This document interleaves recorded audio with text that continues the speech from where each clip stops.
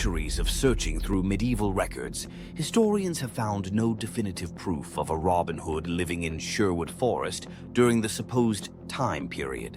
What we do have are scattered references to various outlaws with similar names. Names like Robehod, Hobahod, and Robert Hood. Those names, however, are scattered across different centuries and regions of England. The earliest written references to Robin Hood appear in late medieval ballads from the 14th and 15th centuries.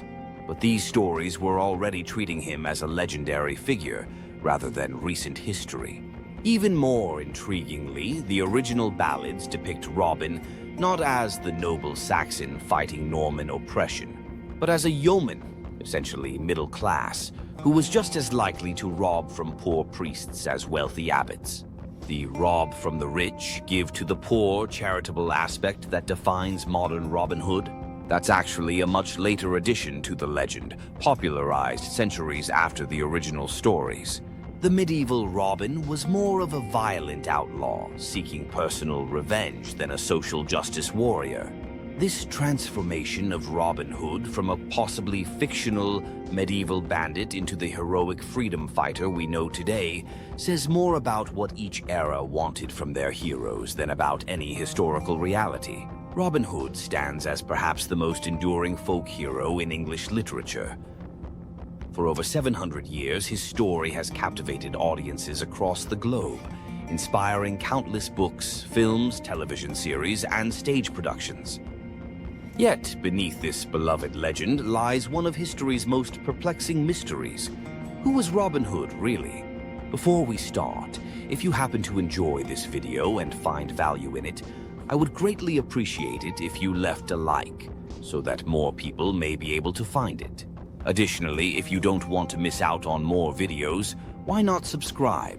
That way you will be notified every time I upload a new video. Let's get started now, shall we? The cultural significance of Robin Hood extends far beyond mere entertainment. He represents the archetypal champion of the common people, the rebel who stands against corrupt authority, the outlaw who becomes more moral than the law itself. His story has been retold and reimagined by each generation to reflect their own struggles against injustice, making him a timeless symbol of resistance and hope.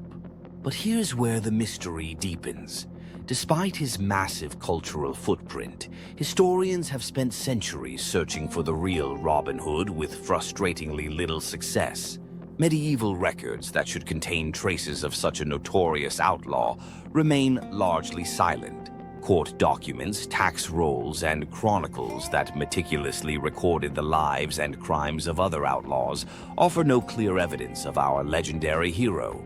This creates a fascinating paradox. A figure whose fictional life is known in extraordinary detail, yet whose historical existence remains tantalizingly uncertain. Was Robin Hood based on a real person whose story grew in the telling? A composite of multiple outlaws? Or perhaps something else entirely, a purely mythical figure created to embody the hopes and frustrations of medieval England?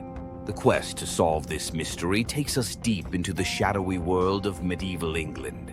That's where the line between history and legend becomes surprisingly blurred. You see, separating the historical Robin Hood from centuries of accumulated myth presents historians with what might be called the ultimate literary archaeology challenge. It's like trying to excavate a medieval foundation while the building above keeps growing new floors. Each generation has added, altered, and embellished the Robin Hood story until the original structure becomes nearly impossible to discern.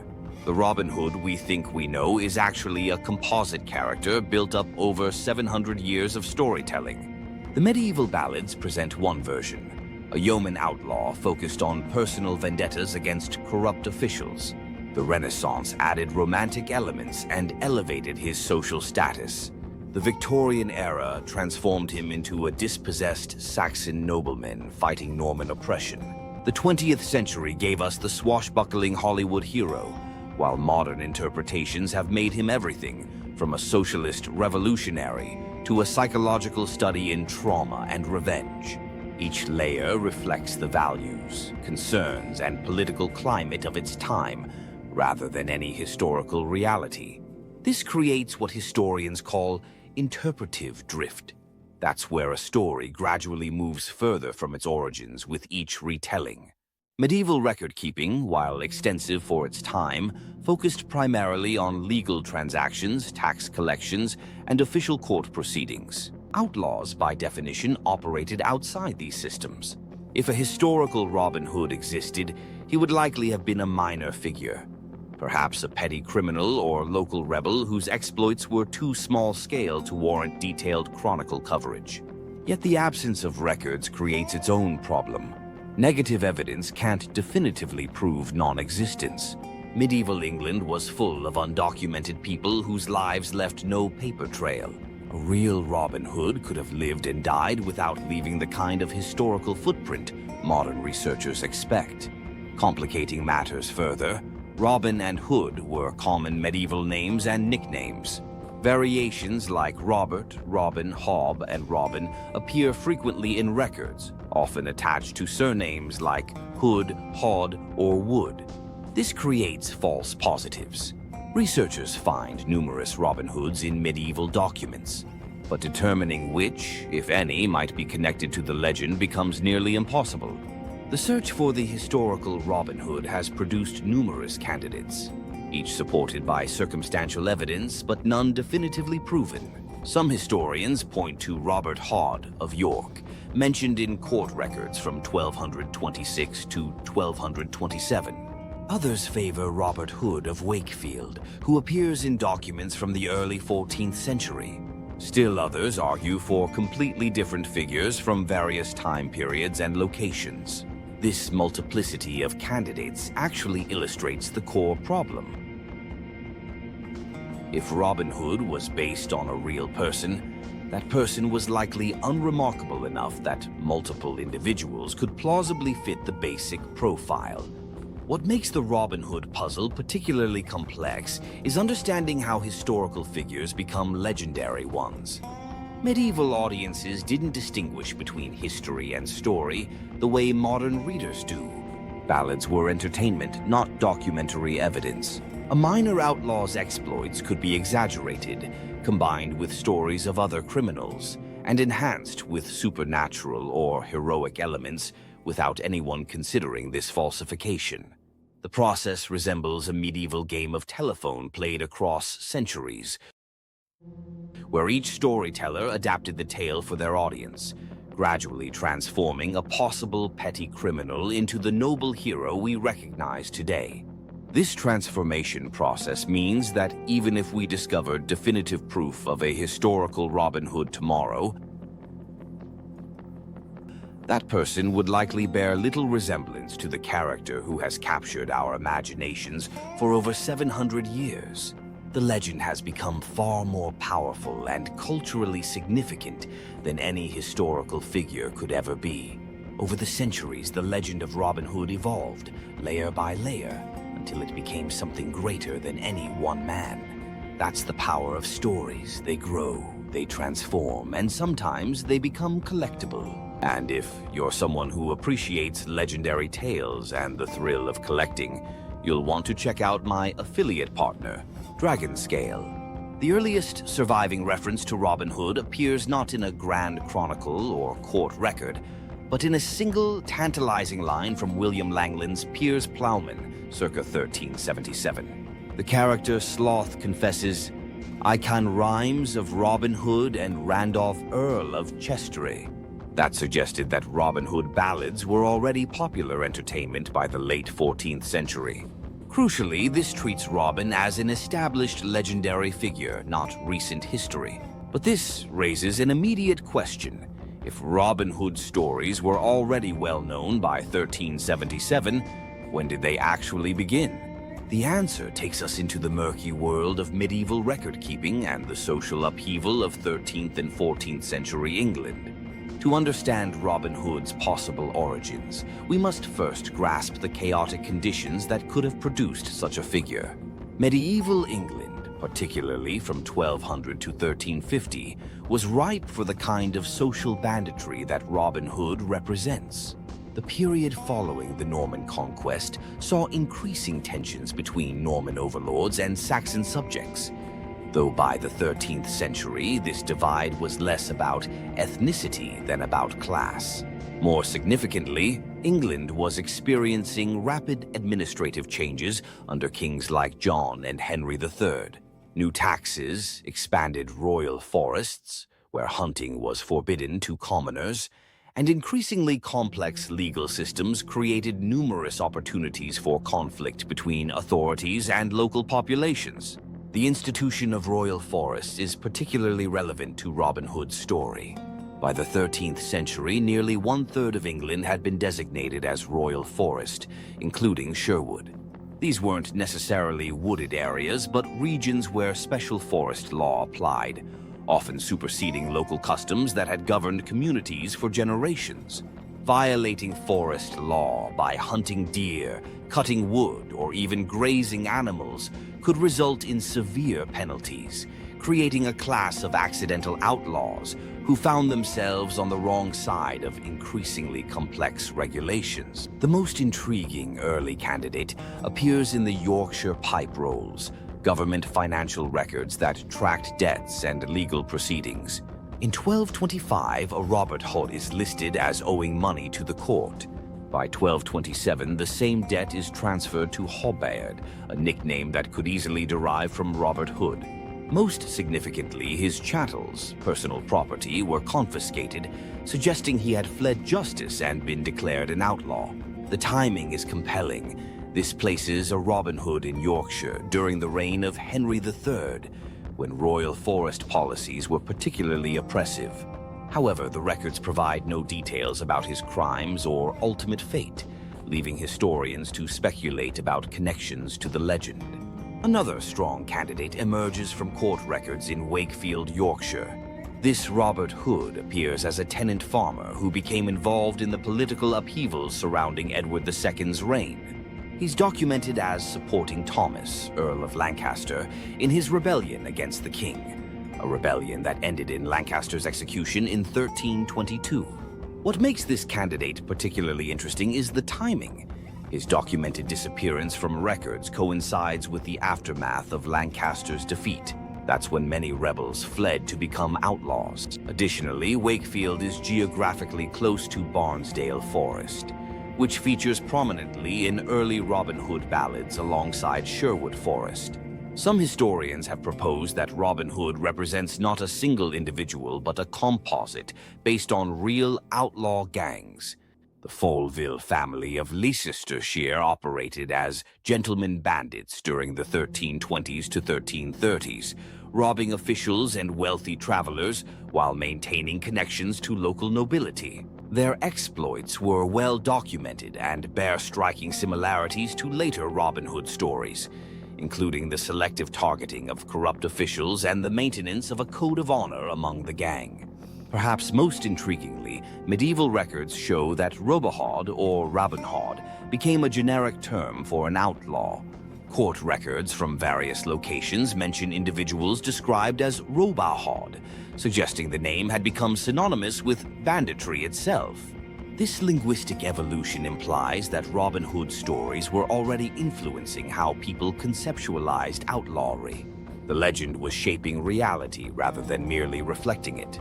The earliest surviving Robin Hood ballads, collected in the manuscripts from the 15th century, but likely originating much earlier, provide crucial clues about the legend's origins. A Guest of Robin Hood, the longest early ballad, presents a surprisingly detailed and consistent world that suggests deep familiarity with specific locations and customs. The ballads consistently place Robin in the forests of Barnsdale and Sherwood, both in Yorkshire, a specificity that suggests local knowledge rather than generic storytelling. They also demonstrate detailed understanding of medieval forest law, court procedures, and social hierarchies. This level of accuracy suggests the stories originated in communities directly affected by the systems Robin rebels against. Significantly, the early ballads never mention the Crusades, Prince John, or the Saxon-Norman conflict that later became central to the Robin Hood story. Instead, they focus on conflicts with local officials, sheriffs, abbots, and corrupt justices, suggesting origins in local grievances rather than grand historical events. Some scholars argue that Robin Hood represents folk memory, the collective recollection of real resistance to oppressive policies, compressed into a single heroic figure. Under this theory, Robin Hood embodies the experiences of multiple communities and individuals who suffered under expanding royal authority, with various real incidents and people contributing to the composite legend. Another school suggests Robin Hood represents an archetypal figure, the Greenwood outlaw that exists in many cultures and was simply adapted to medieval English conditions. This theory points to similar figures in other European traditions and argues that Robin Hood fulfills universal psychological needs rather than representing specific historical events. Some historians propose that Robin Hood was essentially created by medieval entertainers, minstrels and balladeers who crafted an appealing outlaw character for popular consumption. Under this theory, any historical basis is minimal. The legend developed primarily as entertainment that happened to resonate deeply with medieval audiences. Drawing on anthropological studies of banditry, some scholars argue that Robin Hood represents a specific type of social bandit outlaws who maintain legitimacy within their communities by following unofficial codes of justice. This theory suggests that while Robin Hood himself might be fictional, he accurately represents how real medieval communities conceptualized legitimate resistance to unjust authority. One of the most compelling aspects of Robin Hood's origins lies in the remarkable geographic consistency of the early stories. The ballads demonstrate intimate knowledge of Yorkshire's landscape, naming specific locations like the Salis at Wentbridge, Watling Street, and various landmarks in Sherwood and Barnesdale forests. This specificity suggests either direct experience with these locations or access to very detailed local knowledge.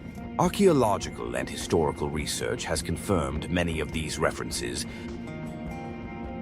finding that the ballads accurately describe 13th and 14th century Yorkshire geography, including roads, settlements, and forest boundaries that would have been familiar to someone living in the region during that period. The search for Robin Hood's origins reveals something profound about how legends develop. They often contain multiple layers of truth without being literally true.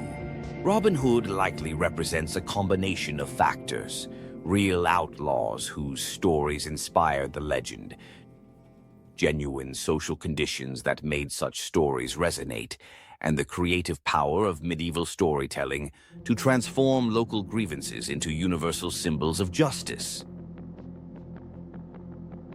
Rather than seeking a single historical Robin Hood, we might better understand the legend as emerging from the intersection of real social pressures, authentic geographic knowledge, and the timeless human need for heroes who fight against injustice. The real Robin Hood may be less important than why medieval England needed to create him in the first place. The search for the historical Robin Hood reveals one of literature's greatest paradoxes. Despite being England's most famous outlaw, no definitive evidence exists that he was ever a real person. Medieval records contain tantalizing candidates like Robert Hod of York, 1225 to 1230, and Robert Hood of Wakefield, 1316 to 1322, but none can be conclusively linked to the legend. What's particularly telling is that Robhod eventually became generic medieval slang for any outlaw, suggesting the story shaped reality rather than reflecting it. The Robin Hood we know today is actually a composite character built up over 700 years. The original medieval ballads depicted a yeoman focused on personal vendettas, lacking the famous rob from the rich, give to the poor philosophy that was added much later. Yet despite these fictional elements, the early stories demonstrate remarkably accurate knowledge of medieval Yorkshire geography and forest law. suggesting they originated in communities directly affected by the social upheaval of 13th and 14th century England, when expanding royal authority and oppressive forest laws created conditions perfect for producing both real outlaws and the legends that celebrated them. Robin Hood's true significance lies not in his historical authenticity, but in his transformation into a universal symbol of justice and resistance to corruption. Each generation has reimagined the legend to address contemporary concerns, from Victorian class struggles to modern discussions of wealth inequality, making him one of the most adaptable and enduring characters in world literature. Whether based on real outlaws, pure imagination, or the collective memory of medieval communities struggling against unjust authority, Robin Hood fulfills a fundamental human need for heroes who fight systemic oppression. The real Robin Hood may ultimately be the timeless desire of ordinary people to believe that someone will stand up for them against corrupt power. Symbol so powerful that it has influenced politics, entertainment, and social movements for over 700 years. Proving that some truths transcend historical fact to become essential parts of human mythology. So, there you have it. The fascinating mystery of Robin Hood, where legend and history intertwine in ways that continue to puzzle scholars and captivate audiences centuries later. The question isn't just whether Robin Hood was real, but why we've needed him to be real for over 700 years. What's your take on this historical enigma? Do you think Robin Hood was based on a real medieval outlaw whose story grew in the telling? Or was he always a fictional character created to embody the hopes and frustrations of ordinary people? Maybe you believe he was a composite of multiple real bandits, or perhaps you think the truth lies somewhere else entirely. I'd love to hear your theories in the comments below. And if you visited Sherwood Forest or any of the locations mentioned in the early ballads, share your experiences. Did being there give you any insights into how these stories might have developed? Don't forget to hit that subscribe button and ring the notification bell so you never miss a new episode where we separate historical fact from historical fiction. Until next time, keep questioning the stories we think we know. The truth is usually far more interesting than the legend.